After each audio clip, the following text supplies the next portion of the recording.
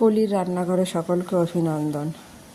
আজ রান্না করছি চিচিঙ্গা, ঝিঙে, আলু দিয়ে তেলাপিয়া ও কাতলা মাছের তরকারি। চিচিঙ্গা, ঝিঙে আর আলু কেটে ধুয়ে পরিষ্কার করে নিয়েছি। লবণ হলুদ মাখিয়েও মাছগুলি ভেজে তুলে নিয়েছি।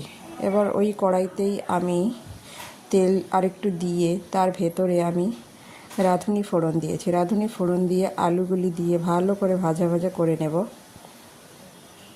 একটু ভাজা ভাজা হয়ে লাল লাল হয়ে গেলে চিচিঙ্গা আর ঝিঙেটা দিয়ে ভাজি ভাজি করে নেব। একটু ভাজি ভাজি হয়ে গেলে তার ভেতরে দিয়ে দেব হচ্ছে লঙ্কার পেস্ট পরিমাণ মতো, হলুদ আর লবণের গুঁড়ি।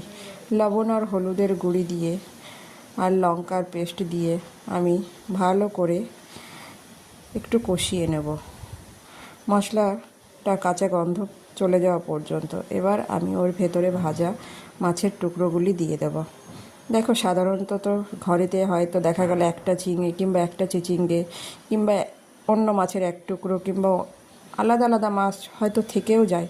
সেই সমস্ত সামগ্রী দিয়েও এই রান্নাটা করা যেতে পারে। দেখো, এই যে আমি পরিমাণ মতো জল দিয়ে দিয়েছি, তারপরে জালটা ফুল ফ্লেমে দিয়ে মিনিট 10-15 ফুটতে দিলেই রেডি হয়ে যাবে আমার আলু, ঝিঙে আর চিচিঙ্গা দিয়ে বেঁচে থাকা তেলাপিয়া আর হচ্ছে কাতলা মাছের তরকারি। দেখো কত সুন্দর হয়েছে। সবসময় যে সব কিছু করে খেতে হবে তার তো ঠিক নেই, এটা দিয়েও খাওয়া যায়।